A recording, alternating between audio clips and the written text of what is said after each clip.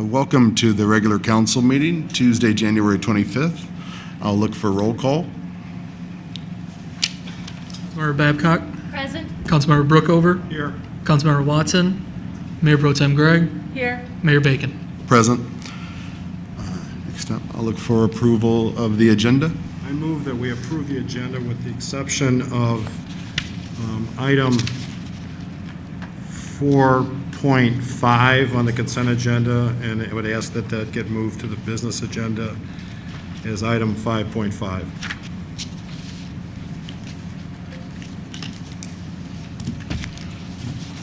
Look for a second. Second. All in favor? I'll look for the motion to approve the minutes. I'm going to read into all the outstanding minutes. Regular council meeting, January 11th, 2022. Special meeting, discussion only, January 13th, 2022. Special meeting, city council discussion only, January 18th, 2022. City council discussion only, January 18th, 2022. So moved. Moved by Brookover. Second. Second by Mayor Pro Tem Gregg. All in favor? Aye. Aye. All opposed? All written communication received by council are posted on the online agenda packet. That's all things received before 4 p.m. Next up, I'll look for communication from the audience in person. First up, Lizzie King.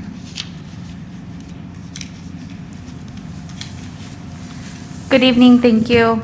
My name is Lizzie King. I am an East Lansing resident. I live on Tower Avenue, and I wanted to come in tonight to provide support to my fellow community members. I have not yet had the chance to speak up about the deer cull that is taking place. And as a younger family in the city, I've lived in East Lansing for 10 years. I have 2 children in the schools, and I thought that it was really important to share a perspective that I have, which is that it feels very much so that the deer culls are not being led from a scientific perspective, and having multiple years in a row we're conducting culls without an opportunity to actually evaluate the data behind what is actually happening. So I wanted to voice that concern, but also I wanted to take a moment to point out to those that might not realize that in addition to culling in various parks around the city, the East Lansing Aquatic Center and softball complex is on the perimeter of the city. And being on the perimeter of the city, it's not where there are a lot of human inhabitants. And noticeably so, Tower Avenue is partly a dirt road. And when you get out to that part of town where I do live, there is a lot of wildlife. And the cull happening in the aquatic center at the edge of town feels like it's actually could be pushing wildlife into the city instead of out. In addition to that, it feels highly unnecessary. Given that the city center is at least 2 miles from where the end of Tower Avenue resides, I wanted to share that perspective. I live at the most northern end of the road. I'm the last house on Tower Avenue, and then the road ends and you're no longer in the city of East Lansing. So I wanted to share that perspective. In addition, it does feel like some of the qualitative aspects of culling over the last 2 years have come from complaints from citizens, which makes sense. If I lived in downtown East Lansing or right in the city center and deer were in my backyard, I might feel differently. But given that, I think it's really important to also solicit and hear from people that live in other parts of the city and to kind of gain a perspective of what the experience is like. I have seen the deer in the evening. I'm outside sometimes at dark, after dark, and I've seen them run during the culls. I have seen a bunch of deer run across my road, very, very dark, very late. I'm talking 10, 15, 20 deer. It's very clear. We're talking 10, 11, 12 o'clock at night sometimes if I'm coming home from work really late or out and about doing other things. And it feels like, why is this happening? What am I telling my children? I realized one evening I had to explain to my 7-year-old why this was happening, and then I didn't have a good answer. And I thought, if I'm not sharing a perspective that I have then with my community, with the city, then I don't have a good way to respond and turn around and talk about it with my children. So that's my primary purpose for being here, but also supporting the Nottingham Nature Nook. Nottingham does an extraordinary amount of work to rehabilitate local indigenous wildlife in this part of the state. And the proximity of Nottingham to the Aquatic Center and Softball Complex Park is very, very disturbingly close. So that also feels like a conflict. If Nottingham is a nonprofit that's trying to help and save and care for animals that live in our community, and then we're turning around and conducting a deer cull within 121 feet of their property, kind of feels like a conflict of interest in many ways. So thank you so much for giving me the opportunity to share my thoughts. Thank you. Thank you. Cheryl Connolly Marsh.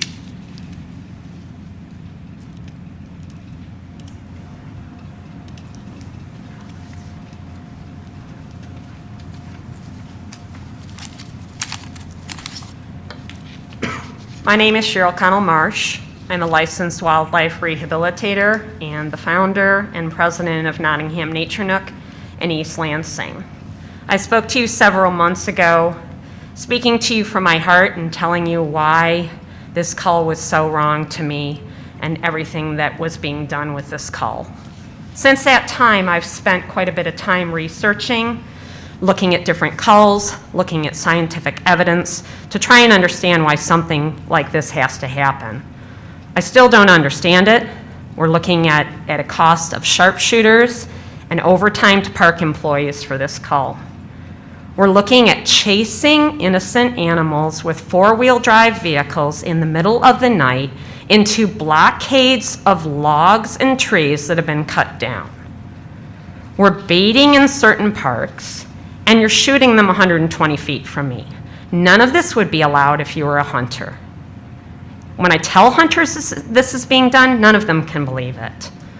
So then I tried to look at what was the scientific basis behind this. Everywhere I looked, anything that I looked at, as far as scientists, as far as wildlife management, say that when you do a cull and you decrease the number of deer, you increase the number of food in the area. When you increase the number of food in the area, then you increase the reproductive rate for the female deer. They have more fawns. The fawns are healthier. They have a better success rate of surviving. And you have deer that will have fawns when they're only a year of age, which is not a common thing for deer. East Lansing doesn't know the number of deer that's in the city. Ann Arbor did an aerial survey so that they could estimate how many deer they had to try and look at why they were doing this. If you don't have a total number of deer, then you have no idea of what the carrying capacity of an area is. If you don't have a carrying capacity of an area, then you don't know how many deer you should be shooting. But instead of doing that, we do back-to-back shoots, and the second year we double it. That doesn't make any sense to me. People have said that the health risks of the deer are a good reason to kill them, but East Lansing's never had a case of chronic wasting disease. Ingham County hasn't had a case of chronic wasting disease since 2016. And as a wildlife rehabber of fawns, I know that the DNR is now looking at deer in only certain areas. They're not going to look at all the deer across the state. So in my opinion, to me that says it's not as big a concern for the DNR. In terms of the deer car collisions, when I did research on that, the number of deer car collisions in Michigan are decreasing. One way that a lot of people are taking care of this problem are by working with signs in the deer and asking people to slow down. One way that you can do is lit signs. Another area that you can do is putting up signs where you're asking it to be a deer green zone so that during dusk and dawn when the deer are more active, the speed limit's slower, just like it would be in a school zone. In Minnesota, when they did the lit deer signs, their number of deer collisions went down 57%. That's a pretty impressive drop. There are so many things that we can do to help everyone feel better about the deer, but the way that we're going about it, the way that we're doing this deer cull is not the way to do it. Education of our community is an important way to do it. Having compassion and empathy for the wild creatures that we share this earth with is another. Having respect and compassion and appreciation for someone who has worked for this community for over 15 years, taking in wildlife from all of the residents of East Lansing at all times of the day, that doesn't show me any appreciation either.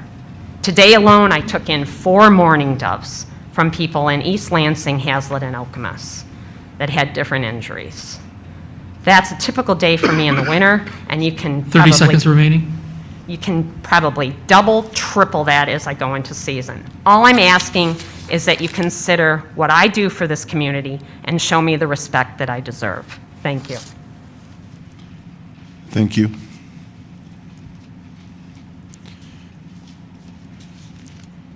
Any more in-person comments? Going once? Anyone online? We currently have 2 callers on the line. First up, we have a caller with the phone number ending in 753. You are now welcome to address the council.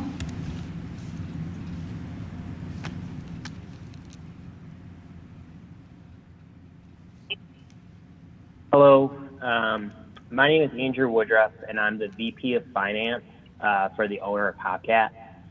I have comments on behalf of our company regarding the Albert Alfresco zone.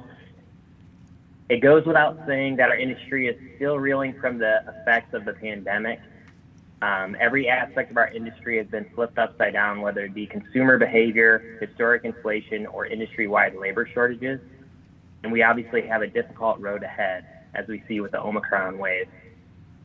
The zone has a valid purpose, but it will not come without negative impacts to our location.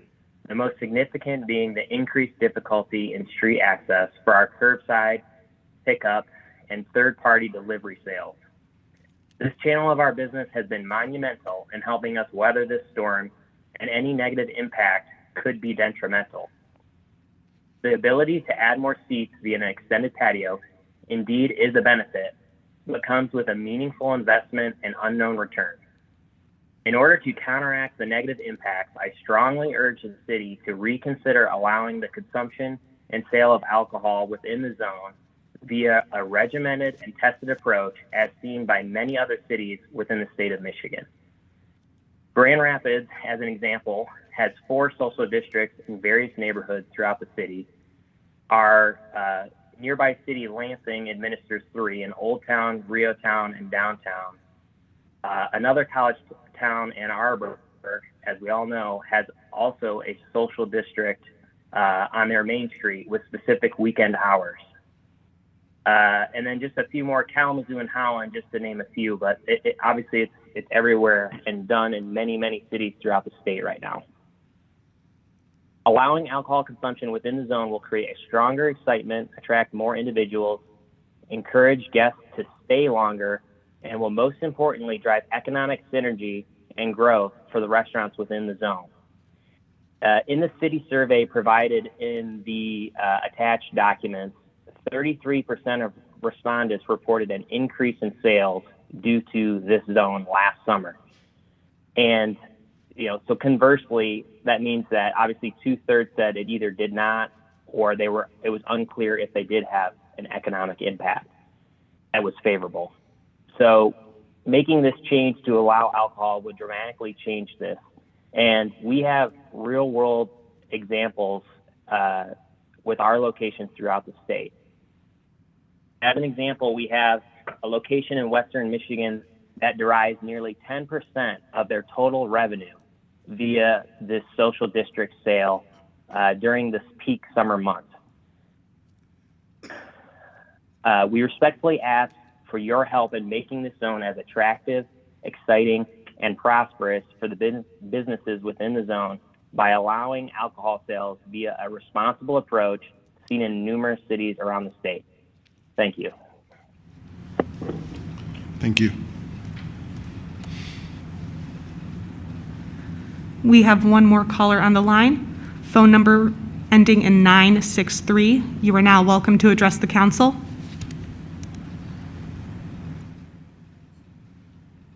Hi, this is Alice Traeger from East Lansing Info. I'm appealing to the council for some critical information that we've been trying to bring to readers. and that is the question of who is making the decision to cancel most city meetings, government meetings, and how that decision is being made. The cancellation of meetings has a significant effect on the government of the people. So, for example, there are some issues with regard to zoning or the historic district, as I understand it, that if a decision is not made by one of those bodies within a particular period of time, the person seeking the approval basically automatically gets the approval. It's understandable why the state would do that, because you shouldn't have to sit around waiting for your government to make a decision. And so there are certain timeout limits, and that can be significant for people, for example, who might not want something built next to their property that goes against the historic district rules or against the zoning rules, but they have no ability to appeal to the body that would make that decision. So I'm curious to know who is canceling the meeting and how that decision is being made, and especially why the city council is understood to have business important enough to continue meetings, able to do so by being spread out within the Hannah Community Center, which it would seem other boards and commissions ought to be able to do as well. We've asked 2 or maybe 3 times of the city to answer this question: who is deciding to cancel the meetings and how is the decision being made? And we can't get an answer. So I'm appealing to you in case that's you guys making the decision behind the scenes, or if you know who it is and can can enlighten us in terms of how the decision is being made. Thank you. Thank you. Next up, communication from council members. Councilperson Brookover. No, thank you, Mayor. Councilperson Babcock. Thank you. I think I would simply say that on behalf of the community, we offer the family and friends of Brendan Sarto our deepest condolences.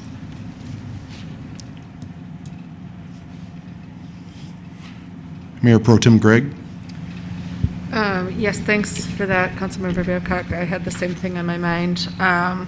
And then since you took care of that, I'll take a happier news, which is the building that we're sitting in today is having their 20th anniversary, which is pretty exciting. I have lived in Michigan for 22 years, and I remember when this community center opened, which is kind of, I don't know, significant, I guess. I feel like it's been my entire lifetime in Michigan, and I'm hoping that we can continue to use this building for community gathering for years to come. So cheers to Hannah. First off, I want to thank Chief Carson and the fire department for allowing us to spend some time with them this afternoon and get a view of some of their processes, equipment, and other things, and kind of the need for different updates and how they keep people safe in the community. So I was very grateful to get to learn more about that process. It was very foreign to me. They do a lot of cool stuff with sometimes limited resources, so I'm really impressed with the work they're doing and everything that's taken place with as far as partnerships and maintaining of equipment and just the care that goes into all the stuff they're doing over there. So I want to thank you guys for taking that time today, for myself and Councilperson Babcock. I'll speak more anecdotally to the question of meetings. Any meeting that involves members of the community, we're going to err on the side of keeping them safe, not bringing them into small places when not necessary.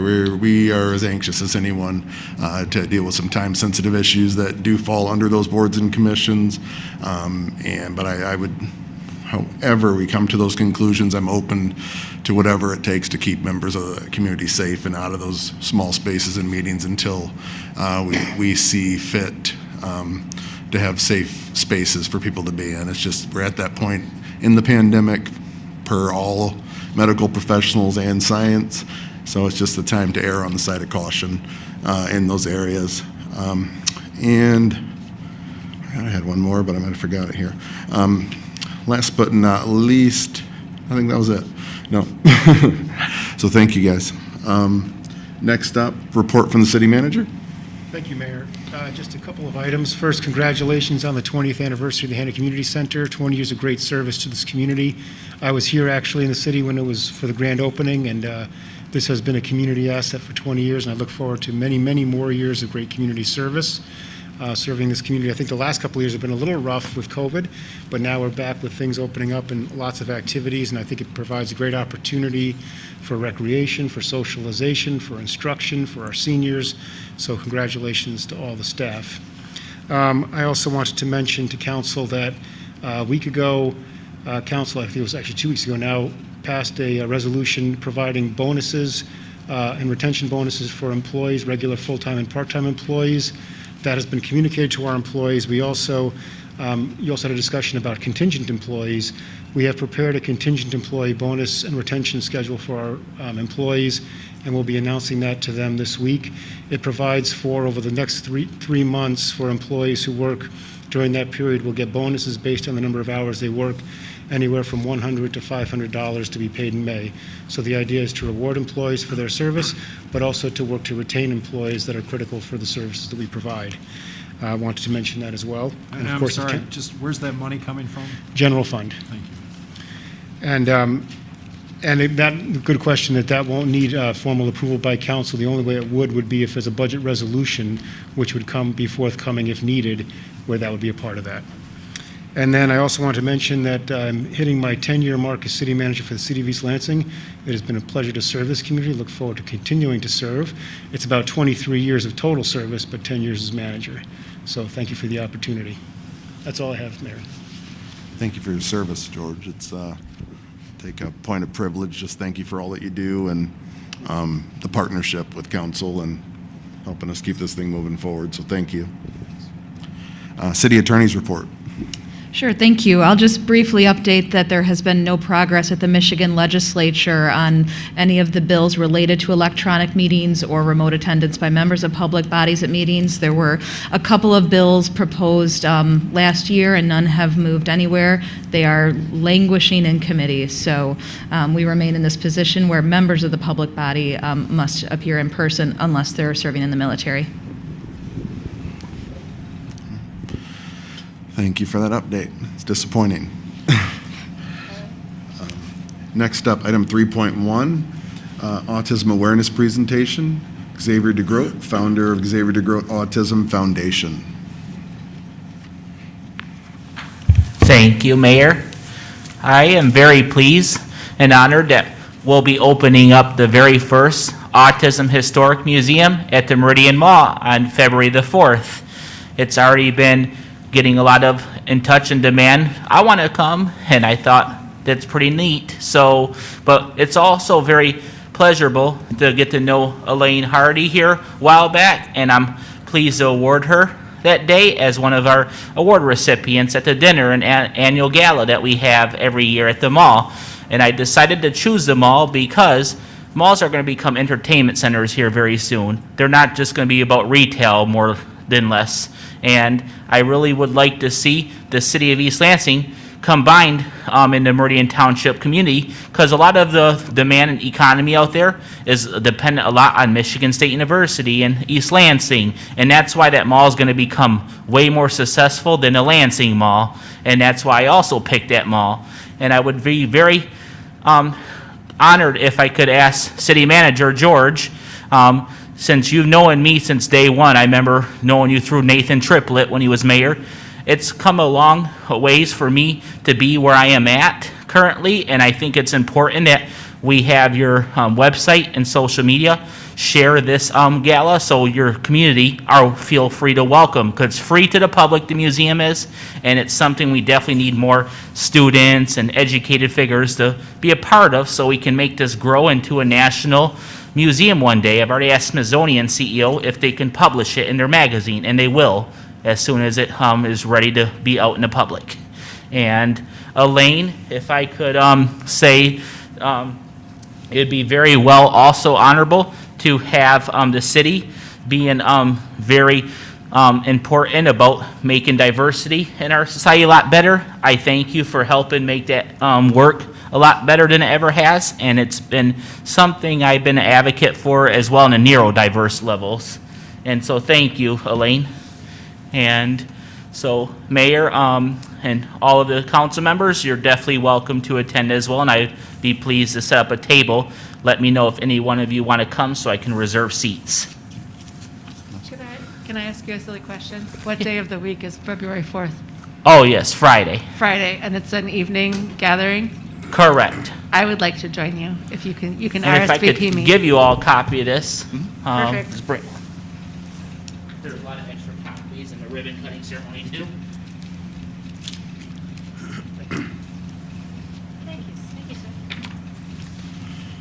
But thank you again, and I look forward to having you all attend.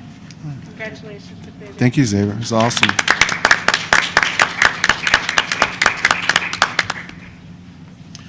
Next up, the consent agenda as amended. Thank you, Mayor. We have the following items on the consent agenda for council's consideration. Item 4.1, approve the following appointments or reappointments to boards or commissions. A, Ted Hughes to the Art Selection Panel for a full term ending December 31st, 2024. 4.2, approve the Stryker ALS 360 10-year lease for medical equipment in the amount of $158,590. 4.3, approve the East Lansing Art Festival to apply for a grant from the Michigan Council of Arts and Cultural Affairs, and approve the city manager to sign the assurances form. 4.4, approve policy resolution 2022-2, a resolution establishing East Lansing voting precincts and polling locations. Item 4.5 was moved to the business agenda. 4.6, approve a resolution honoring the 20th anniversary of the East Lansing Hannah Community Center. Item 4.7, approve a contract with Levitt and Stark Excavating Incorporated for the 2022 as-needed and emergency construction services contract and authorize the city manager to sign.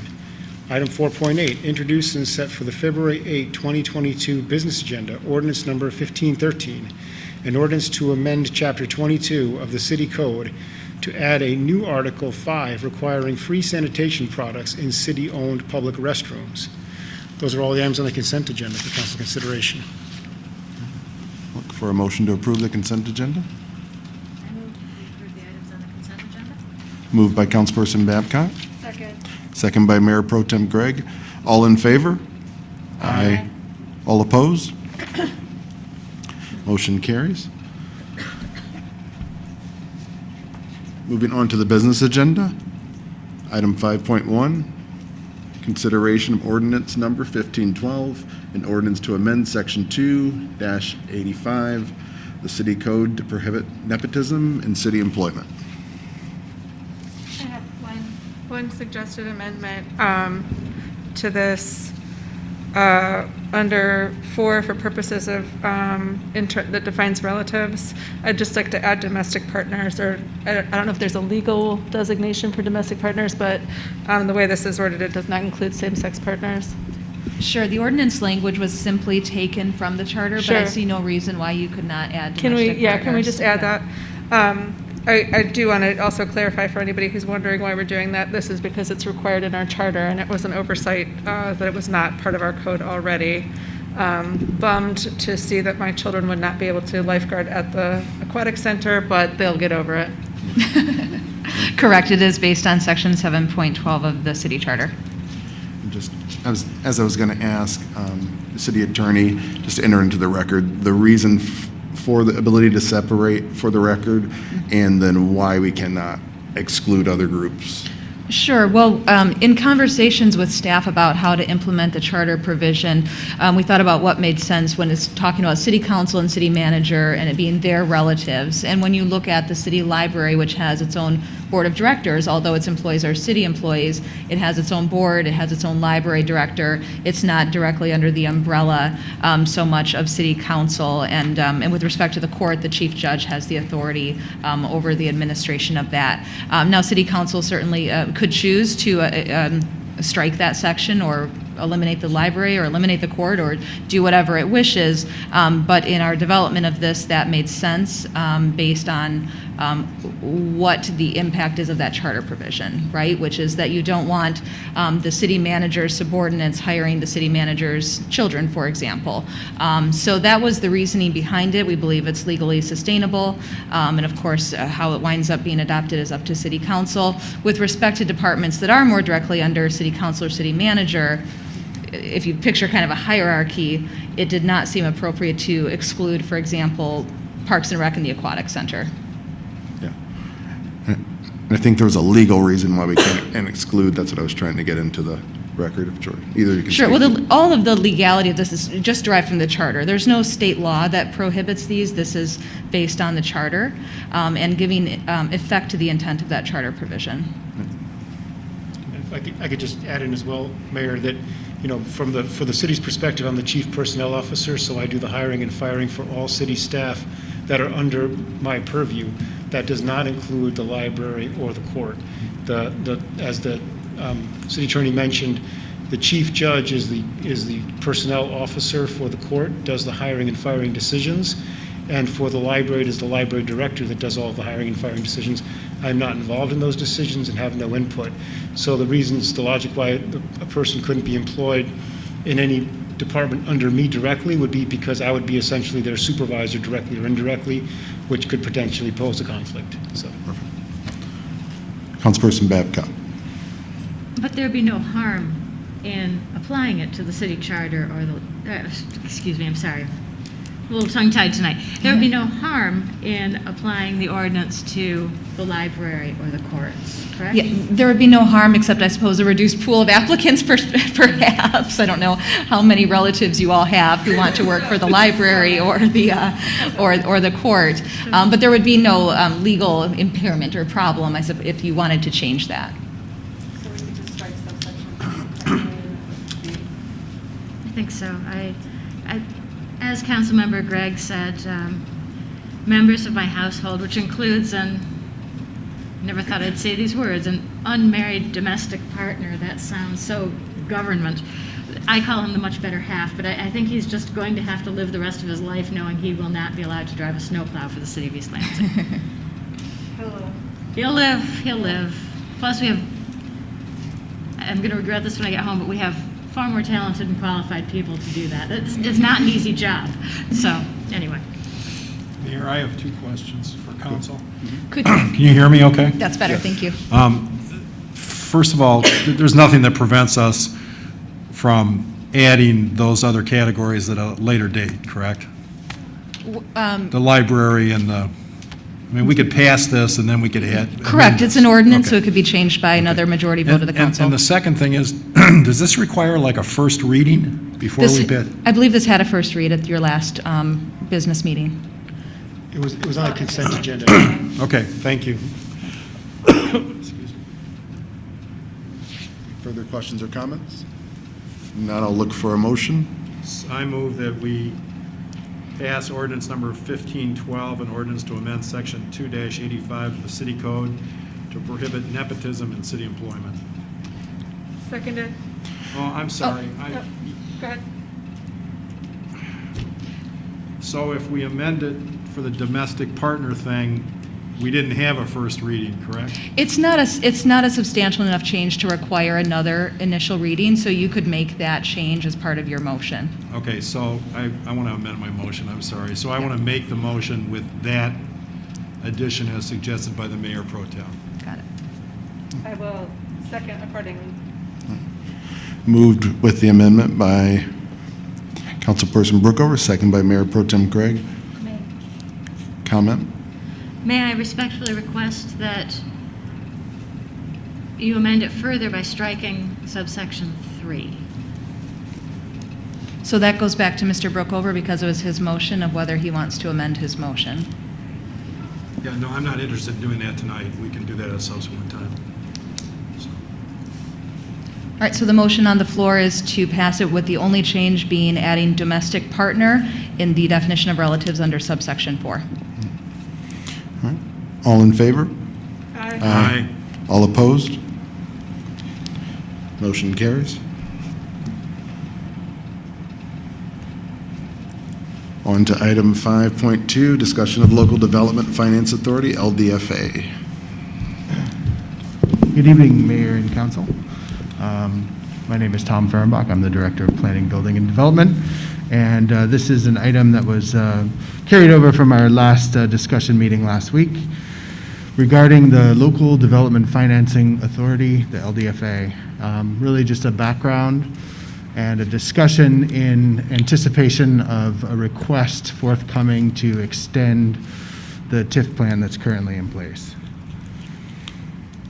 So the Local Development Financing Authority, LDFA, is a regional entity. It's comprised of the City of East Lansing, the City of Lansing, Ingham County, Michigan State University, and Lansing Community College. It was organized under what is now PA 57 of 2018, and it contains 2 TIF districts, one in the City of Lansing and one in the City of East Lansing. Essentially, the main thrust of the LDFA is to support entrepreneurship and innovation, especially as it relates to technology-based companies. And it is one of the spokes on the wheel that is a broad partnership in the region to support these endeavors. Here is the LDFA district for East Lansing. As you can see, it encompasses most of the DDA, but not the entire DDA. And this is the district for Lansing, which is essentially just east of 127 and south of Forest. It's actually a little bit north of Forest too, but essentially the University Corporate Research Park campus. There is a long history to the LDFA, which really was started with quite a bit of support from the City of East Lansing. As I noted, it started as a partnership between Lansing, East Lansing, and Ingham County in 2005, and then a TIF plan was developed in 2006. In 2007 through 2008, the Downtown Development Authority of the City of East Lansing actually was integral in financing what is now the Technology and Innovation Center at 325 East Grand River Avenue. And the DDA took on some debt and really financed that project to do the build out and the lease of that space. Ultimately, in 2010, Michigan State University came through in terms of locating some of their entrepreneurial support activities, the Tech Transfer Office and entrepreneurship. And in 2014, through the help of our partners at the Lansing Economic Area Partnership, some funding was established by the MEDC as well as Michigan State University, essentially to absolve the DDA of their original investment. And as part of this transfer, the Technology and Innovation Center's assets were assigned to the Local Development Financing Authority, which ultimately assigned the management of the TIC, which was being managed by city staff, to partnership through LEAP. Ultimately, that lease was then transferred to the MSU Foundation, who is also a critical partner and has henceforth brought Red Cedar Ventures, which is the venture capital arm of the foundation, as well as many of the other support services from the foundation and the university. So everything is co-located here, and it was driven mostly through the original efforts of the DDA in partnership with all of these other entities. As of about the end of last year, or the end of 2010, actually, we need to update these numbers. The success has been notable. 642 businesses have been assisted, 1,264 jobs created, and there are currently either ongoing or completed 127 research and commercialization projects that are either getting support or located or connected to this partnership. And ultimately, $53 million of additional investment has been supported, grants through the federal government, the state government, many other sources of funding, such as the Business Accelerator Fund, et cetera, add up to a pretty significant amount of additional add-on support.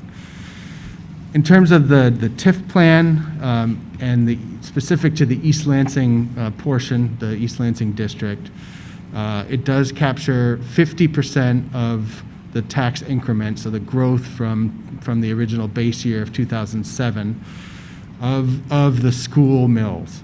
So it's the state education tax, the local East Lansing Public Schools, and the Ingham Intermediate School District. So 50% of that growth is captured. We have confirmed, however, that, that the local schools are eligible for reimbursement through the state. So essentially, they remain harmless. The money has been used for the operations of the LDFA and ultimately to support the entrepreneurial programs and services provided through the network. Ultimately, now there is significant TIF coming in. We'll get to that in a second, but for many years in the beginning, there was not. And so the resources available through the TIF were not significant until recently. And this plan does expire after fiscal year 2022. However, there is a request that we are expecting to come in the next month or so to extend this through the state guidelines for 5 years. In fiscal year 22, just to give you an idea, this current fiscal year that we're in, just over $400,000 of adjusted income has come from the East Lansing capture. There is no tax increment financing revenue that come in through the Lansing side. And because there is now significant dollars, the LDFA has been discussing enhancing the services. They are intending to hire a staff person to do business development type activities in the Smart Zone district for East Lansing, which could include programs, services, and work to do business attraction, as well as work to maintain and gain business intelligence. Ultimately, if the TIF plan moves forward, that would expect to be part of the budget process in terms of the dollars for 23. But there is a process for the extension itself, which involves basically the original partners, the City of East Lansing, the City of Lansing, the two TIF districts, as well as ultimately the state of Michigan. 5 years is allowed as an extension under the current law, and that would allow the district to keep the base value at the 2007 values. So ultimately, the process would be that the LDFA would need to complete its drafting of the plan, and then it would be posted for the council and the public. We would send notices with about 3 weeks of advance notice to all of the taxing jurisdictions for which there's tax that's captured. We would notice for the public, and then ultimately there would need to be public hearings regarding the plan at both the City of Lansing and the City of East Lansing.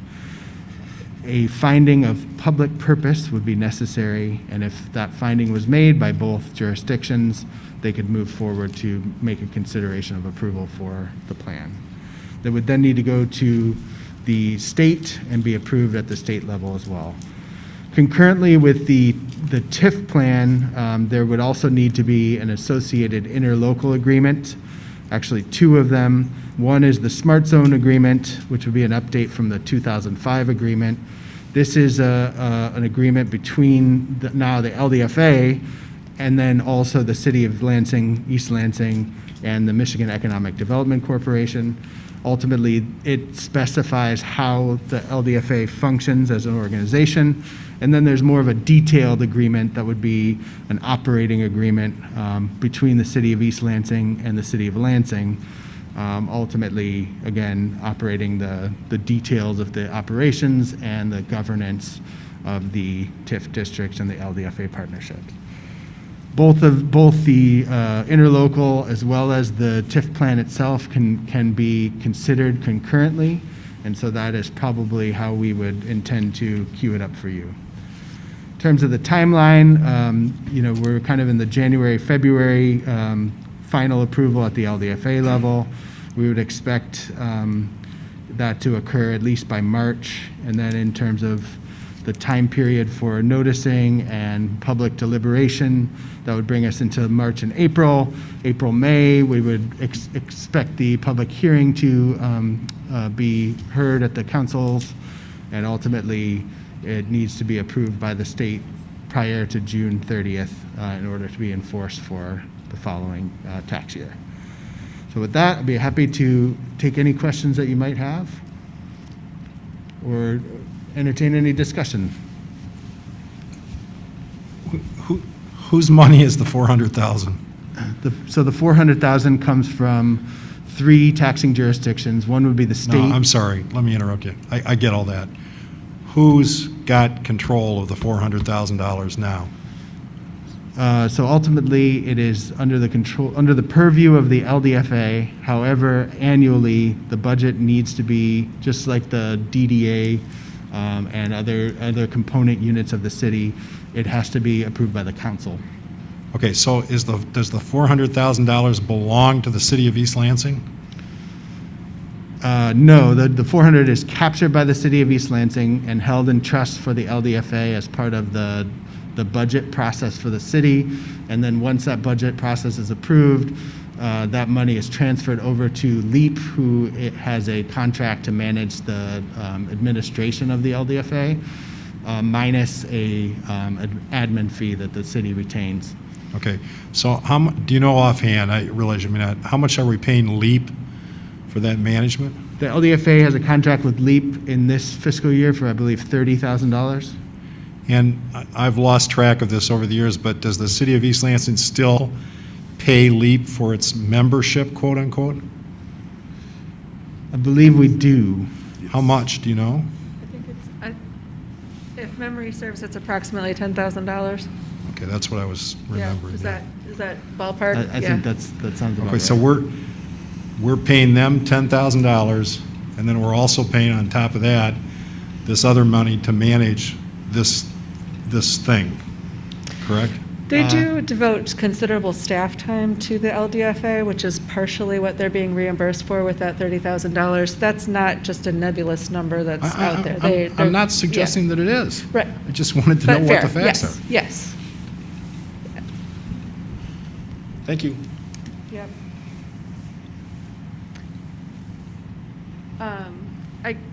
I have some comments, I think. I joined the LDFA after Councilmember Meadows stepped down. He had been involved with it from the beginning, so I had to do a lot of learning on my feet in a kind of a strange situation. If you go back, can you pop your thing back up? I wanted the timeline page that starts with the 2006 date. I think a lot of people have been really passionate. One back before the blocks. There you Yes, go. right here, Right history. there. Yep. So I think, you can see just from the way that this has been passed around between different jurisdictions, people have been really trying hard to make this work for the last 15 years. The really unfortunate thing is that 2006 date where our TIF taxable, value was set. So our taxable value was set, 6 months essentially before a gigantic property crash. And so all of the goodwill in the world, which you can see reflected in all of these different agencies that have invested time and effort into keeping this thing running, really couldn't make up for that dive in property value. And so over the 15 years, some years there's been no income whatsoever captured from the taxes, and in other years there's been, $30,000 to $40,000. It's been very minor. And yet we have been making this thing work basically through, love and passion, I would say, and the help of, LEAP came in and got a major grant at one point. You can see that the MSU Foundation and Red Cedar Ventures have been very, very intricately involved with this in the last few years.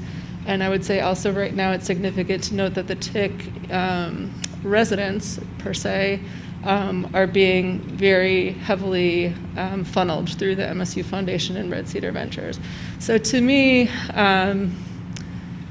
kind of wrapping this thing up now would be a shame, frankly, because we do finally have, due to some pretty major development within that TIF district, we do now finally have some money to throw at this. We've got buy-in from the university, which is something that we've been wanting for a long time in terms of economic development in East Lansing, specifically this idea of capturing some of the talent in MSU students and getting them to invest in this community after graduation. So I think with the, the heavy influx of new capital, the existing partnership with the MSU Foundation and Red Cedar Ventures, and all of the kind of goodwill and building that has happened in these last 15 years without a lot of capital. I think the only missing piece really to me was the idea of having a dedicated staff member to really work with those businesses to build that relationship, to move those people into East Lansing, which is part of the plan. That's what we've been working on for the last couple of months, is really kind of defining a new position within LEAP to be dedicated specifically to this establishment and to work with those businesses. So anyway, I guess that's my cheerleader speech. And if you guys, Tom knows much more of the nitty-gritty than I do, but I'm happy to answer any questions that I can answer, and anything else I'll punt over to Tom. Well, I mean, the reality is it doesn't make any sense to kill it at this point in time because it's money that's going to come in if we renew it, and then we have the use of the money as the values increase, correct? Exactly. George? Just to jump in and say, it was $15,000 is the annual membership. My finance director from afar sent me via brainwaves or text or something like that. So I knew one of you was right. it was either 10 or 15. It was close. 10,000 was close.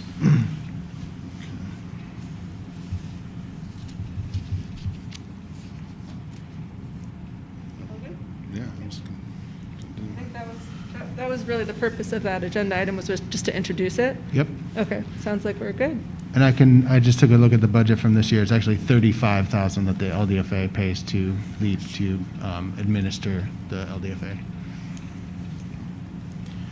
Thank you, Mr. Fehrenbach. Next up, I think what we'll do here, item 5.3, the placemaking infrastructure, and then we'll just roll right into, we'll make item 5.4 on Albert Al Fresco, since it's in a similar lane. We'll put the attorneys at 5.5 as the final issue when we move in order to keep them kind of in, that's a little bit more natural order, I think. Do I need to amend to do that? Yeah, I would just do a motion to amend. Okay. Look for a motion to amend the agenda, like to move what would be item 5.5 to item 5.4, and then moving item 5.4 down to 5.5. I'll make that motion. Look for a second. All in favor? Aye. All opposed? All right, next up, item 5.3, discussion of potential grant proposal for placemaking infrastructure and consideration of an agreement with Mayatoy Group Architects for preliminary service and on an hourly basis in an amount not to exceed $9K. Mayor and Council. So this is a bit of a change of gears. You may recall that in September, we had a discussion regarding a community-wide visioning process for the Park District area that are owned by the public. And since that time, the staff has been conducting research on the properties, actually cleaned up a title issue, and ultimately became aware that the Michigan Economic Development Corporation was gearing up to release a pretty significant funding opportunity. And so that is why we're back tonight. Ultimately, this funding opportunity is expected to be released in probably late February or early March, and it's known as the Revitalization and Placemaking Program, or RAP. There's a total of about $100 million available through the state's ARPA funds for what is ultimately competitive grants. There's three categories, but the category that we think we're most likely a strong candidate for is $1 million $1 million in funding for public space improvements. There would be a 50% match. So staff has been researching, the buckets of available money that we do have. and we'll be coming up with a recommendation on how to match what ultimately would be our proposal. But ultimately, there would be expected to be a number of different funding sources probably pulled together to create our match. There is a priority for qualified census tracts, historic rehabilitations, green infrastructure, as well as alignment with local plans and policies. We've been investigating these various aspects and think that we can put together a very strong and compelling grant proposal. We currently have a working concept, which has 4 main tenets. One would be to enhance the placemaking infrastructure in public spaces downtown necessary for both large and small activations. So ideas such as adding nodes for power for various powerings of different sorts of event productions, looking at significant opportunities to create shade, as well as decorative lighting, seating, plantings, etc. The second would be to rehab the historic Board of Water and Light building that was moved as part of a development project into Valley Court Park. And with that rehabilitation providing a potential for an entrepreneurial opportunity, as well as certainly placemaking infrastructure and activation. The third would be to make improvements to the farmers market venue. And the fourth would be to enhance non-motorized transportation access and creating a thoughtful connectivity from Valley Court all the way through the downtown to Bailey Street. I move we direct the city manager to approve the proposal from Mayotte Group Architects to provide services on an hourly basis not to exceed $9,000 for services related to the preparation of a grant application for placemaking infrastructure. If I can get a second, then Mayor, I do have one comment. So. Looking for a second? I'll second it. Moved by Councilperson Brookover, second by Councilperson Babcock. All in favor? Let me just say something. Yes, discussion. So, Mr. sorry. FEHRENBACH, I assume will provide Mayotte Group with the study that was done relative to the art space concept that we paid money for, so that they've got that as they're looking at things? Absolutely, we can do that. I think we're very close to that study being finalized, if not, so we can certainly do that. Because my understanding is that they were looking at Valley Court, correct? Yes, they Yeah, looked okay. at Valley Court and the community center, and I think they toured that whole area, Yeah, so. okay. Thank you. And I would like to add, perhaps as a reminder to the city manager, or perhaps included in the proposal, that we look at restoring pedestrian access from the Oakwood neighborhood to the park, and particularly ADA access from the Oakwood and Glencairn neighborhood into the park, because that had existed. At one point, it was taken out. It wasn't in the best shape, but this is an opportunity to do it well. So I would hope we would do that. We can certainly have them look at that. Thank you. Further comments? Just that I'm excited that the state is recognizing the importance of this type of community investment. I think that's a really great sign, and I'm excited to support it. The future looks brighter than 2006, for sure. Much brighter. All in favor? Aye. All opposed? Motion carries.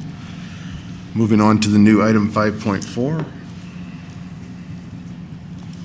Approve the closure of the 2 lanes at Albert Avenue between Mack Avenue and Abbott Road, beginning no sooner than April 27, 2022, ending no later than September 11th, 2022 for Albert Al Fresco.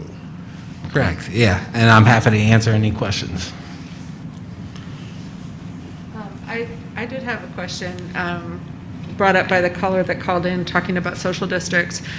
Having been witness to the chaos of the social district when we first popped it up during the initial shutdown, I'm not exactly enthusiastic about the idea of having a wide open alcohol service.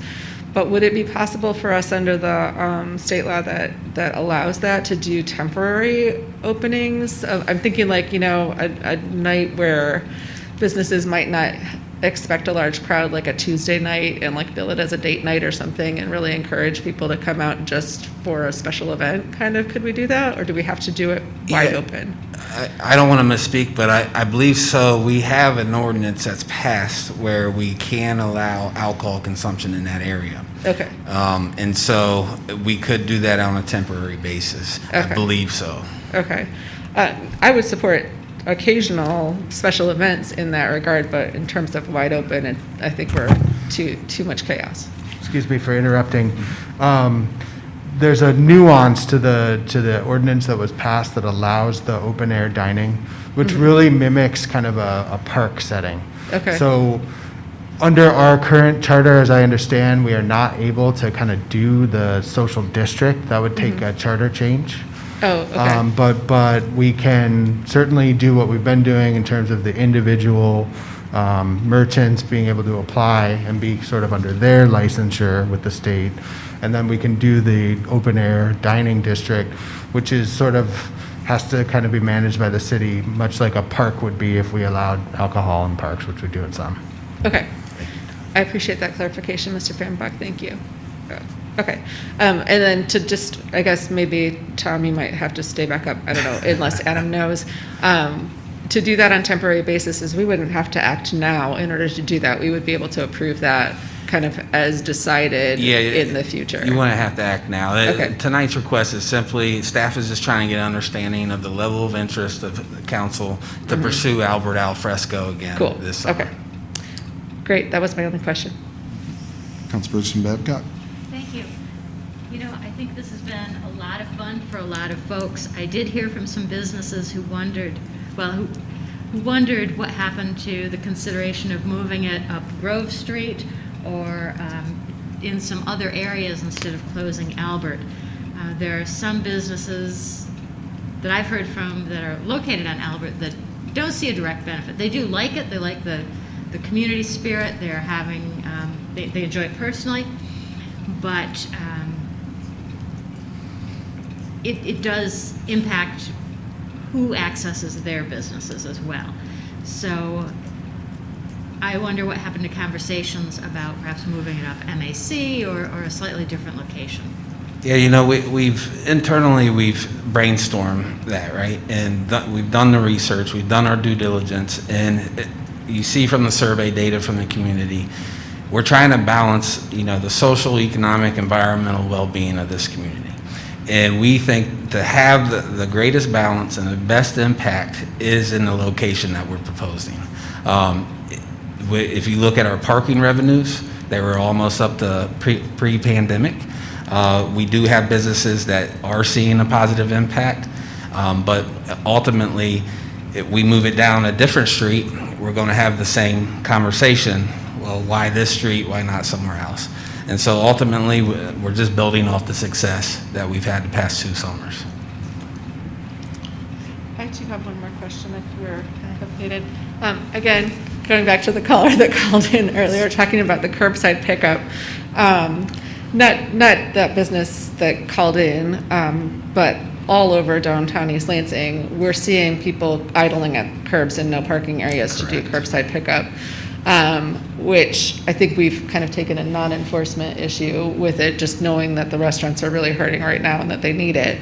But it does block traffic. Have we revisited the idea of doing an education campaign to really teach people about that 15-minute parking ramp exemption and create pickup zones within the ramps? Perfect timing on that question. We are in the process of finalizing that campaign. Awesome. We hope to release it this week at the latest next. Okay, So- because I think that would make a big difference in just traffic flow in general downtown. And I know we've had residents from Newman Lofts complain about having people, idling on the curbs and not being able to access their own rides because the areas that would be available are taken up with, third-party delivery drivers and things like that. So Yeah. part of that 15 minutes was really the idea that gives people enough time to park, run into a restaurant, pick up their food, and leave the ramp without having to pay. So, okay, great. Absolutely, I'm excited yeah. to hear. Not surprised, because I know that you're with it in all things, but Yeah, excited to hear that that's in the plan. This series will kind of combine both, how to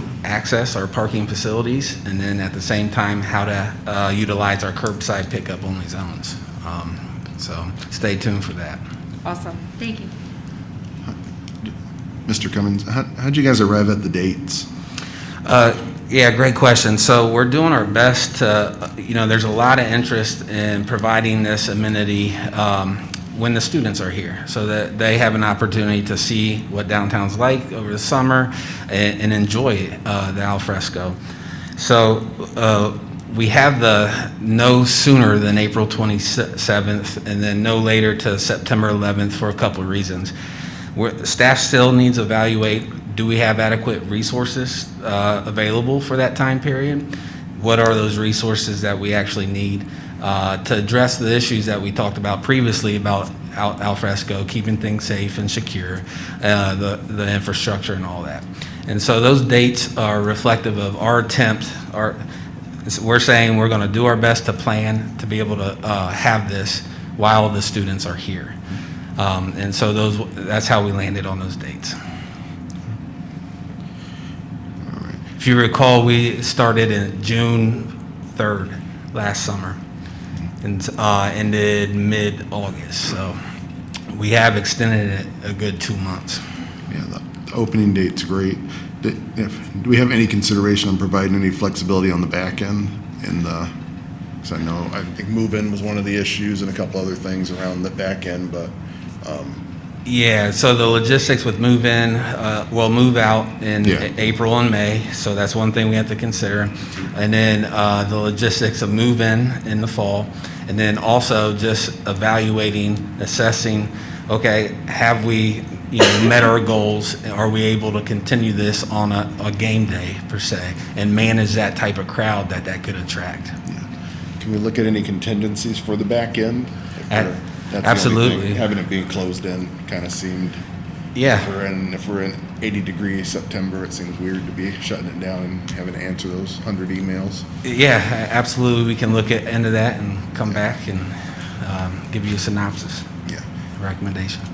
But with this version, if we're approving something new, would that be closing that closed in, or we have to do something? What does that mean? I would look to the city manager, city attorney to help me with that. So the question is, can we reduce the hours ourselves, or do we need to come back to council? No. Could we extend it past the no later than September 11th date that is on Week to there? week at that point, or can we, what are our options that week? Would that require a whole new?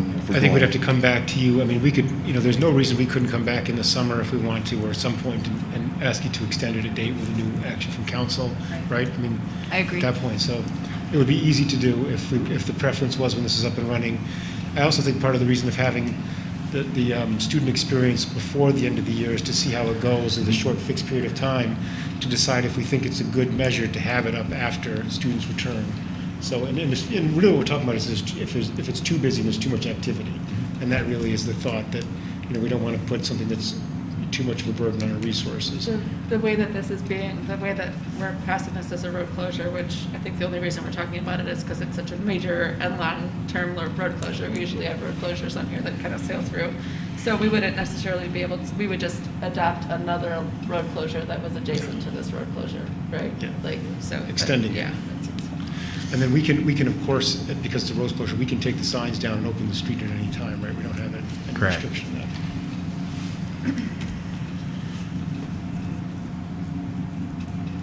Councilperson Brookover? I'm waiting for somebody to make a motion, then I'll have some discussion. I'll look for a motion. I'll move approval of the closure of 2 lanes of Albert Avenue between MAC and Abbott Road beginning no sooner than April 27th, 2022, and ending no later than September 11th, 2022 for Albert Al Fresco.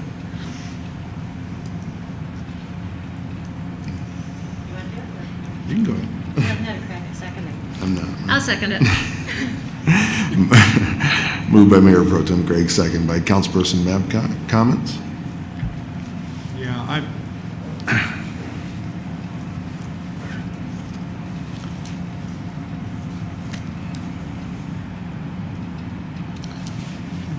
I don't want to go down this road yet. And there's 3 reasons, at the risk of acquiring yet another label on the council. But first of all, my brief experience so far with Newman Lofts and the Senior Commission is, I think, unfortunately, we invited seniors into a downtown building, and at some level, we've isolated them, and I don't think we've solved that problem yet, and I think this simply continues to isolate them. Secondly, I don't think we have sufficient data, and let me just say this. I think staff has done a great job on this. You're doing exactly what you should do. I think the council asked exactly the right questions last year. It was a difficult year. Everybody did yeoman duty or yo-person duty on all this, and you still are. So I just want to make sure everybody understands that. But the data part of this really concerns me. And you kind of said it between you and George. I think you prefaced your thing tonight by saying, well, staff, we just wanted to get an idea of where the council was on this. And I understand that. I guess it's what I'd call a trial balloon. And I know I'm going to lose this tonight, okay? But the reality is I have 3 concerns. First of all, the survey, to me, is a very mixed bag. I don't think it's very scientific. You did the best you could, but there's a real spread in terms of the merchants. And I, like Member Babcock, but I think we're probably talking to different people, have heard evidence from residents down there, not only senior residents, but residents in some of the other buildings. And I've heard from merchants. And I don't get the feeling that, other than this being a really neat thing last year for a while, that this has necessarily been a, quote, success. And so I'm not saying it's not, but I don't have enough data to reach that conclusion. As part of that, and I don't know if we ever got a legal opinion from council, but I have some concerns about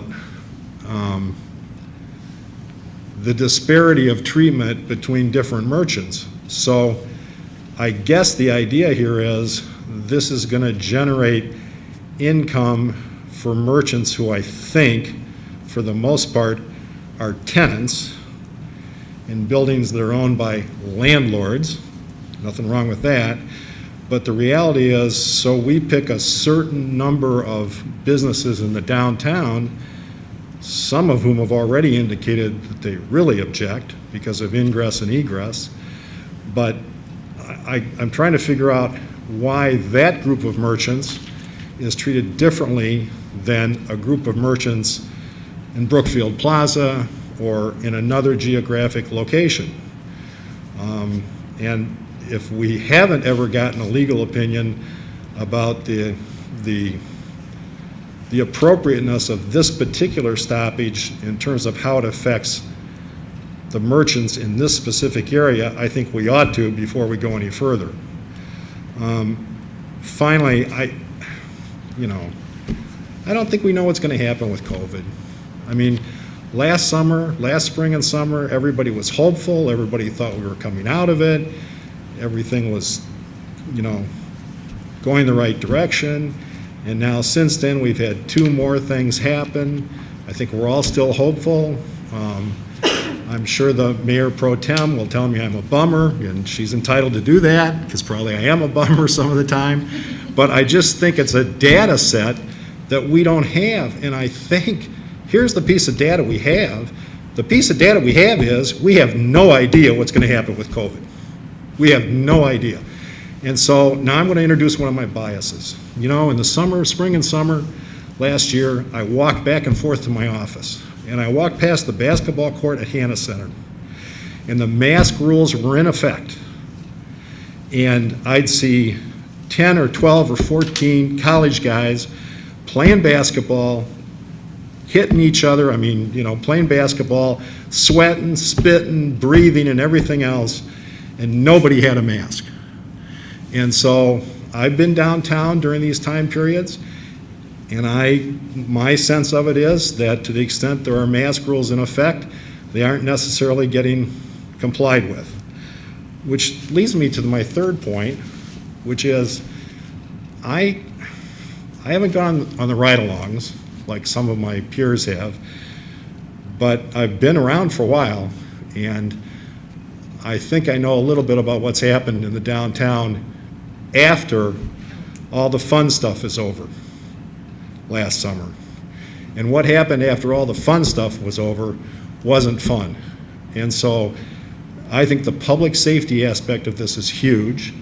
I think we're under-personed in terms of law enforcement. I realize law enforcement is under a lot of pressure, probably rightfully so, but until we have the data in terms of the kind of coverage we can get to enforce the law, then I have some real doubts, because ultimately, if inappropriate behavior starts occurring downtown, it's not going to help these merchants. It's going to hurt them, because then it's going to be a situation where people don't want to go downtown at all. So I kind of apologize for giving you all those variables, but I don't want to go down this road. I don't think we need to yet. I'm not saying I wouldn't at a later point in time, but I think we need to make a data-driven decision, and I don't want to make any decision on this unless and until we have a written opinion from our law firm, which is a good law firm, about how this affects, whether it appropriately affects the merchants down there, without getting into specific detail about who and all that kind of thing. So thank you for indulging me. We'll just say that, this open streets concept is straight out of the AARP handbook on how to provide an inclusive, age-friendly community.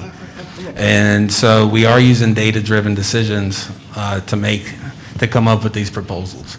We have not selected or handpicked any businesses. The built environment is what it is, and it's just conducive in that area to have this open street concept. And that's what it comes down to. City Manager? Yeah, can I just jump in for a second? Because I had a chance to be here for the design of the city center project when it was being designed, and it was purposefully designed with the intent that that street could be easily closed and be used as a pedestrian mall on weekends, game days, summers, and that was the reason for the zero curb line for the entire side of that street, was it was intended to be a large extended plaza in a way. So that was part of the intent of the design by council, the developers, the designers, and the architects, that public space would be sort of seamless use of the sidewalk and the street together. I had also the opportunity to walk through this summer and last summer numerous times, almost on a daily basis. And while the surveys show some mixed results, we're missing a huge portion of the people who actually came down and enjoyed the plaza on a regular basis. I walked through and had picture after picture of literally hundreds of people of all ages enjoying the plazas on a regular basis and the open area on a regular basis. And obviously, we don't get a chance to survey all of them, but I think that they spoke with their feet. It made East Lansing was the place to be. Last summer, downtown was the place to be. It was a safe space in terms of outside for COVID, which was great. But this was designed pre-COVID to be just what it is right now.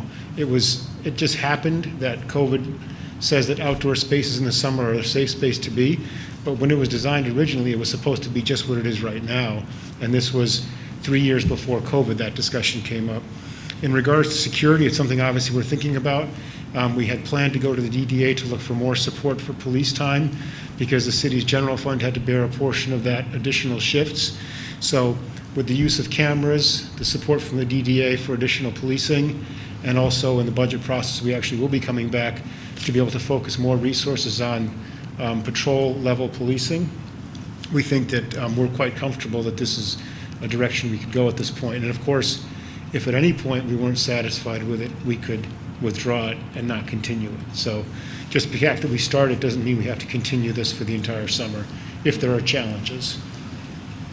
Mr. Mayor, could I say something? Yeah. Oh, I just wanted to note, I have not been asked to provide a legal opinion on this. I would be happy to do that. It sounds like an equal protection type of issue. I just need to know, it doesn't require a vote of council to have me do a legal opinion.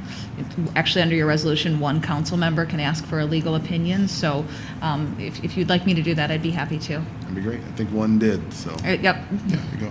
That's how I interpreted it. Just wanted to. But now I'll put on the mayor's hat and do what Jesse likes me to do. No, I think, I don't think we're reinventing the wheel here. I think it's being done well elsewhere. I think it is we're gonna have growing pains and all the stuff that goes along with trying to do something new. I don't want Adam to feel deflated because I'm 100% supportive moving forward and being aggressive with how we do this stuff. Because I think frankly, as many people who would complain, people rarely say anything positive until it's done and rarely appreciate anything until it's gone. So it's a tough position to attempt to survey a positive or a weird. It's a weird thing to do. I always find that weird to do. We have opposing downtowns and opposing entertainment dollars, and where people can use their dollars, we're trying to capture those dollars. And I think you are doing that research, and obviously continue to look at elsewhere where things are being done well, what other people have done wrong, and just try to cut our learning curve down wherever you can. I know you're already doing that. And for me, I consider you an award-winning placemaker that earns you the cachet to be in somewhat of an expert versus anyone here on council when it comes to this. So I don't want you feeling handcuffed. I think it's a great idea. And for me, it's more aggressive than this, but I will follow the guidance of council as a team and yourself and your team and not exhaust those resources. But I think it's something we should be looking to grow into, not shy away from this. This is the future. And that's just kind of how I agree. Yeah, I know you. But yeah, just continuing to look at, I think in this actual thing, I'm just looking at the dates and finding a way to put into the language to where we can, what that language look like, where we're coming back and looking at the week after that September date, and we look at it week to week. They're moving forward if there's cool or favorable reasons to continue. Mayor Pro Tem. I never know if it's appropriate for me to do this. I am both a council member and a downtown business owner, but I will just represent my non-council member but downtown business person view of this. My street is directly adjacent to Albert, but not part of the area that was closed down. I don't serve food. I don't serve alcohol. I was not hurt or helped, I don't think, by Albert Al Fresco, but I can tell you that the traffic downtown was significantly different as a merchant in the summer, last summer versus the summer before. East Lansing in the summer, our student residents leave, and many of our permanent residents leave as well. Those that aren't tied to a job frequently leave town to go to a vacation home or take multiple extended vacations. And so the downtown area is, not to be too dramatic, but it does feel like a ghost town in the summer, and it did not feel like a ghost town last summer. There was continuous traffic of families. I saw many strollers. I saw a lot of bike, whole family on bike type groups, people who might do their recreating closer to a park or to the river trail were choosing to come down to East Lansing. So that's one person's experience, one vendor's view. I'm not invested as a business owner in opening or closing the street. It didn't really do much for me. I sell fabric.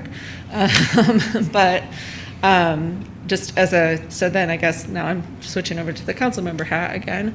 But that's exactly what we need to be doing for that business district in the summer, is finding a way to give people a reason to come down there, which is what happened last summer. So I think, we'll find out, I guess, if it was a COVID cabin fever that drove everybody downtown, or if it was because it really, was a dynamic area. It certainly felt dynamic.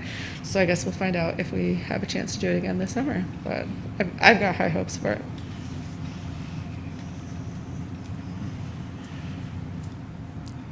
The motion, any more comments? We have a motion on the table. All in favor? Aye. Aye. All opposed? Aye. Motion carries 3-1. Thank you.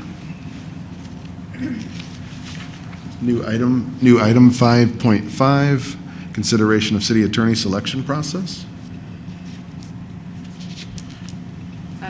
I will thank my fellow council for delaying this last week. I did not expect you to delay it, to let me be involved with it, but I certainly enjoy being involved with it. We've got the same problem this week, though, with Councilmember Watson absent, and obviously we do have a ticking clock on this, but I also think it's worth taking the time to make sure that we're doing it right. It's a big decision, and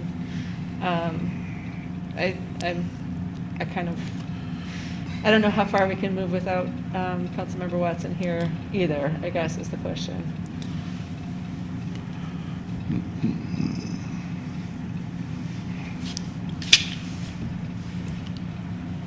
Person Babcock? Well, we were each to come to the meeting with roughly two for each category. Fill each category and have two names we'd like to see fill it. And as I recall, we were going to ask the city manager to then check references under those circumstances. So we're not making a decision, we're simply narrowing. I don't know how narrow we were going to get, though, if we each had two that could cover the entire application pool for both slots. I think we can talk through that part of the process, and if they're similar, then we send them forward for reference check and allow staff to be in negotiating terms as far as if they're even going to be in alignment with the terms and scale, because that may be the issue. That's why I didn't want to narrow it to one, and then we get in kind of a weak position, is kind of what happened last time with negotiation and then trying to come to terms from that perspective. I'm sorry, are we going to defer until we have Ms. Watson here? I mean, I tend to agree with Jesse on that. I mean, We have her permission, per se, to move forward with the process. We want to advance it if we're comfortable. I didn't know that. Yeah, that was directly from her to move forward, or if we're not comfortable with that, it's up to us. I mean, we're hoping to make a long-term decision here. There's no reason, frankly, dollars for dimes here. So I'll take advisement from council. Well, I do have my selections, sort of. And I was able to listen to the Clark Hills interview, which is on the meetings portal if anybody else wants to listen to it. Audio is not great, but luckily I knew the questions because I'd been through the first round of interviews. Probably have them memorized, actually. I don't have any problem waiting for Councilmember Watson to come back, but we also could give our picks, and if there's one that rises to the top, then we could do references. I don't know. I feel like this is a mayor moment. Mr. Mayor? Yes. Yeah, Chairman of the board? I'm frankly ready to move forward with this. Okay. If people have individuals they feel strongly about, I want to present them and see where we land on. Last time we kind of tallied the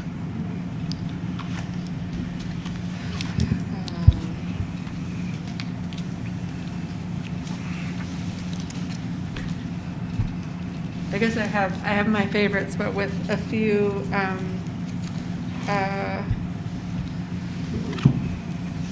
kind of cautions, I guess.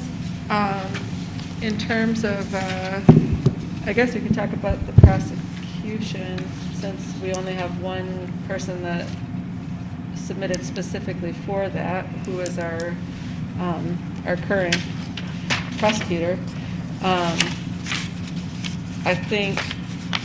I guess to me, if there's any way for us to retain Mr. Easterly, that would be my preference, just because of the work that we have been asking of him in reforming the way that we prosecute cases. So he's kind of already 2 steps down that road, and has I guess at least by not objecting, has kind of tacitly agreed to the extra work that we've asked him to do in terms of categorizing and tracking, which, you know, I guess my only reservation in that regard is that his capped quantity was quite high, and I'm not sure I want to commit to that, I guess. So I would want to follow up with him a little bit about his, he's got a not to exceed amount of $390,000, which is a bit stiff, I think. So that's really my only reservation in that regard.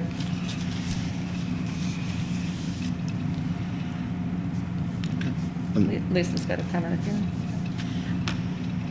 I wholly support Mr. Easterly, and he's head and shoulders above the others. I was impressed with the prosecutor from GMH. However, she's split between many courts, which are all geographically located in southeast Michigan.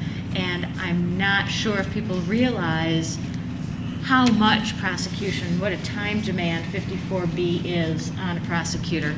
And so I would have,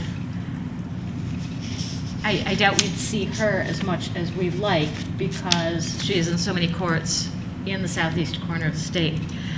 I think Mr. Easterly has been exemplary. I have seen things behind the scenes where he has conducted himself with just incredible grace and fortitude, and I commend him. I did see that number, that 380,000 number, and my heart stopped, and then I began doing some math. I also think Mr. Cherry from Miller Johnson would be a superb prosecutor. However, his rates, that firm's rates would be slightly higher. If you took the associate rate rather than the partner rate, you multiplied the associate rate by, say, 32 hours a week, which I think is conservative. You multiplied that, it actually comes out slightly higher than Mr. Easterly's rate. And of course, the partner rate from Miller Johnson, which would be Mr. Cherry, who we met with, would be considerably higher. So for me, Mr. Easterly is really the only choice. Councilperson Brookover? I guess I don't know what the process is. If you're asking me to give you to outline, If you have a couple that are. well, first of all, I'm not, as I indicated the last time, I'm not ready to decide anything on anybody absent referrals. So if Mayor is asking me the two firms that I would want us to further consider as opposed to deciding, I have three, and they are Miller Johnson, Giamarco, and Clark Hill. And I would further consider them based on reference checks and things like that, and possible negotiation on rates. Those were my three as well, with similar thoughts, and then just special consideration to Mr. Easterly and his application to the prosecutor. But those are my three top firms. Let me just say this as an aside, and here's the message I got from all of those three firms, which is they say a rate, and then I thought I heard the signal from all of them saying that they're willing to negotiate on the rates. So maybe I misheard them, but I take them at their word, just like I take Foster Swift at its word on things. So I think that all of that stuff's probably negotiable at some level, and so that's why I don't feel like we ought to be deciding anything. We ought to be considering things. Yeah, I think considering is a good language. I think from the perspective of the references, I do a ton of interviewing. References are about as useful. If you're going to give me a bad reference, then you are really in bad shape.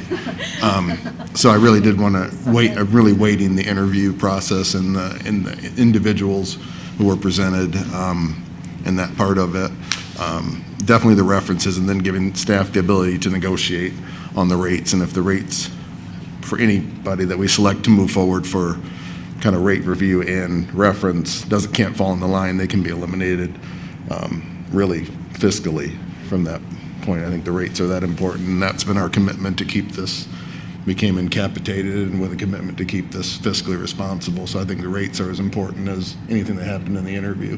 So frankly, that's what we've been asked to do. From the prosecutorial side, myself, 1A, Robert Easterly, and then 1B, Gianmarco on the prosecution side are my two that I like best, but obviously needs to be some work done on the numbers, and Gianmarco's fiscally was the best falling into line.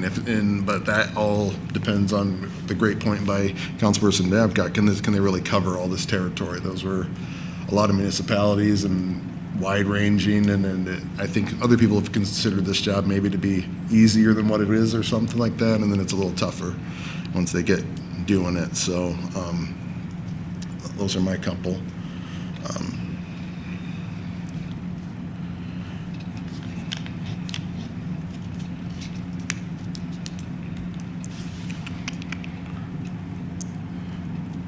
So from the prosecutorial side, people who have enough interest based on this right here, I would say it'd be Mr. Easterly, Gianmarco, and Miller Johnson. From that side, would move forward and with reference check and kind of checking terms, so we can compare apples to apples on hourly, and then what type of staff we're going to get, as far as the senior staff versus junior people, we can compare apples to apples versus what we have right now. I don't think we have enough.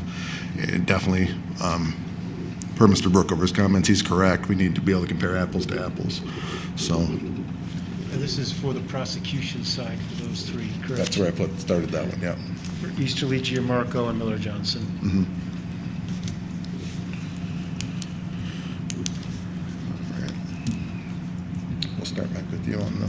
Yeah, I mean, then for me, for the city attorney non-prosecution, it was the same as Mr. Brookover, Miller Johnson, Clark Hill, and GMH. Yeah, and I just want to make it clear for the record, those were my three, regardless of prosecution, non-prosecution, or anything else. I just want to make that clear for the record. Okay, thank you. Councilperson Babcock? It's in line with everyone else, GMH and Miller Johnson on the civil side.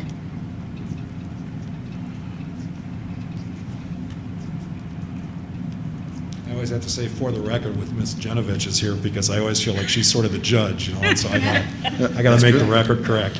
Yeah, let's make it correct. Let's make it stick. May it please the council, right? Yeah, exactly.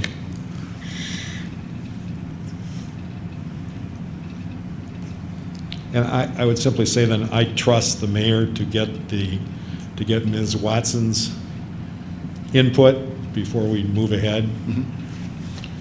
Yep.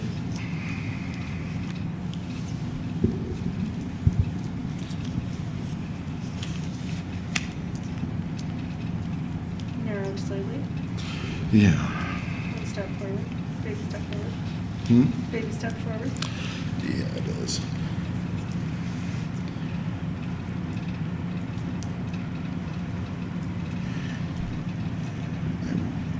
Don't want to put that into the record. In terms of the reference checks, I think you guys said last week 2 at random from the thing, so we don't have people.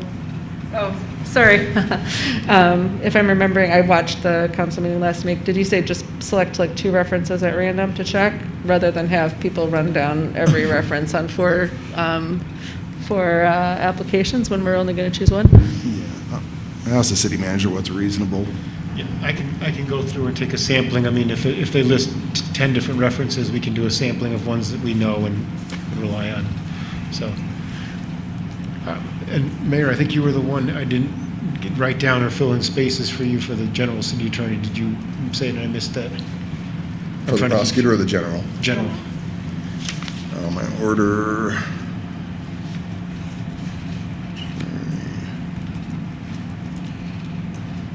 Mine was GMH, Gray Wall, Clark Hill. Those were my 1, 2, 3.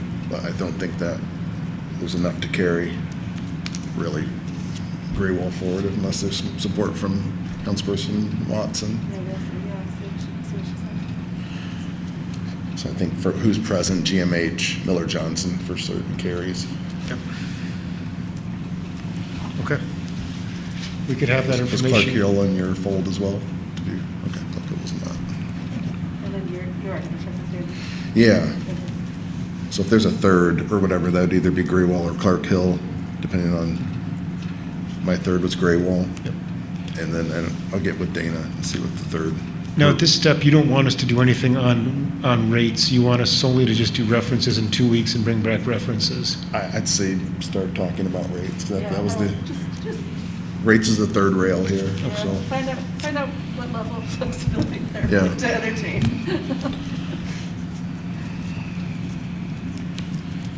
Well, if we're allowed 3, Clark Hill's on my list. I had it for you already.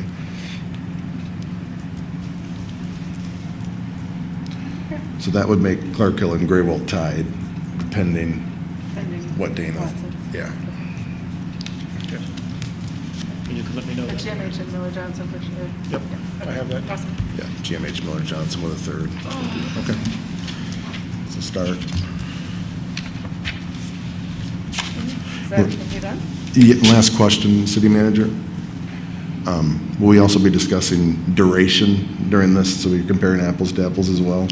Yeah, I think that I've just heard anecdotally from council members that asking for a multi-year contract so that their ability to have a multi-year contract would be an important factor in continuity, so I could ask them that question as well. Yeah, I think that's apples, whatever Yep. gets the most in one box, so we can Yep. see it. All right. Yep.